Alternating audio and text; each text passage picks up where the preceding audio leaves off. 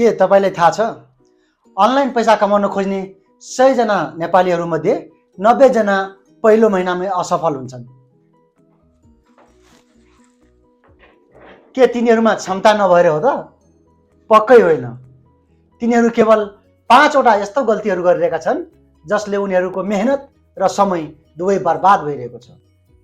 यदि तपाईँ ती 90% मा पर्न चाहनुहुन्न भने आजको यो भिडियो तपाईको लागि लाइफ चेन्जिङ हुन सक्छ।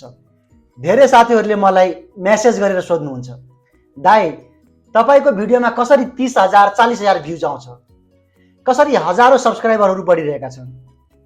आज म त्यही गोप्य कुरा र यी 5 घातक गल्तीहरूको बारेमा कुरा गर्नेछु। नमस्ते, म उदय यादव तपाईलाई स्मार्ट टेक्नोलोजी नेपालमा स्वागत गर्दछु। पहिलो गल्ती हो सर्टकट खोज्नु।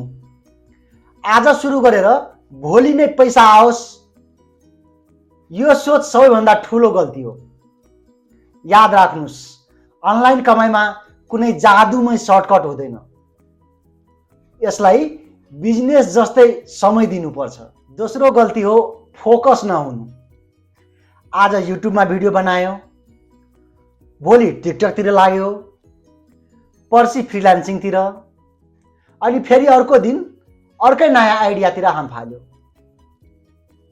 अरे करना क्या चाहते हो? यसरी जताततै हात हाल्दा कतैबाट पनि नतिजा आउँदैन। एउटा कुरामा टिकिराख्नु पर्यो। अनि तेस्रो गल्ती हो निरन्तरताको अभाव। धेरै साथीहरू जोशमा आएर 7 दिन त काम गर्नुहुन्छ तर त्यसपछि छोडिदिनुहुन्छ। अनि यो 7 दिनमा छोड्ने बानीले कहिले पनि पैसा दिँदैन। सुरुमा मैले पनि यही गल्ती गरेको थिएँ। आज मैले जुन भ्युज र सब्स्क्राइबर कमाएको छु त्यो पनि यो निरन्तरताको नै रिजल्ट हो। अनि चौथो गल्ती सिप नसिक्नु। तपाईसँग महँगो मोबाइल, ल्यापटप र इन्टरनेट मात्र भएर पुग्दैन। अनलाइन पैसा तपाईको ग्याजेट होइन, तपाईको स्किल ल्याउने हो।